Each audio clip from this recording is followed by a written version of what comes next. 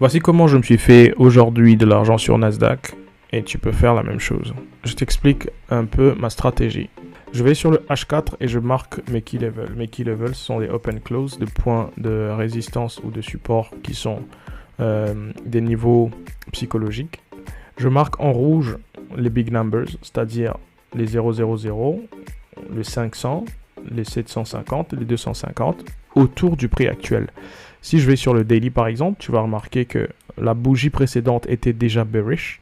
Donc aujourd'hui, avec la formation de la nouvelle bougie, je m'attendais clairement à voir une bougie bearish. Mais il y avait des doutes, parce que si le prix arrivait sur mes niveaux, ça veut dire avant ma session, le prix pouvait faire un reversal et partir plus haut. Donc j'avais une hypothèse à double sens.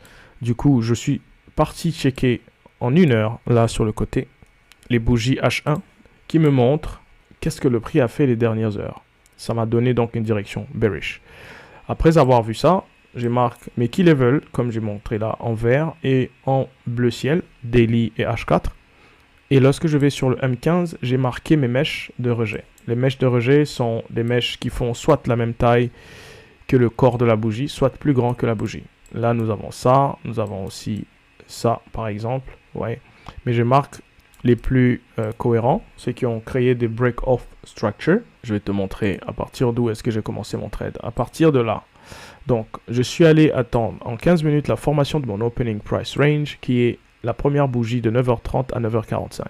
De 9h30 à 9h45, la bougie, c'est celle-là. Tu la vois là, la bougie bleue.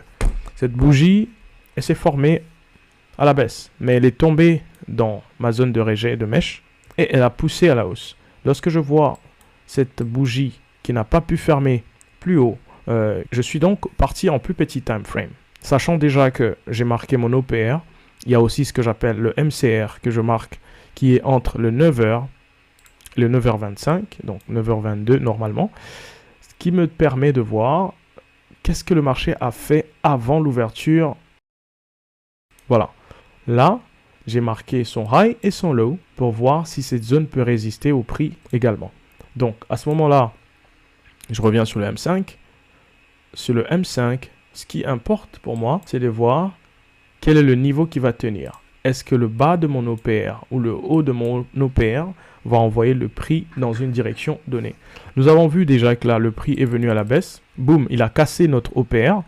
Et à partir de là, il est reparti. Il n'est jamais reparti plus haut pour aller prendre le point plus haut de notre OPR qui est là. Donc, le prix casse à la baisse, induit tous les vendeurs à vendre maintenant. Il essaie de repartir à la hausse.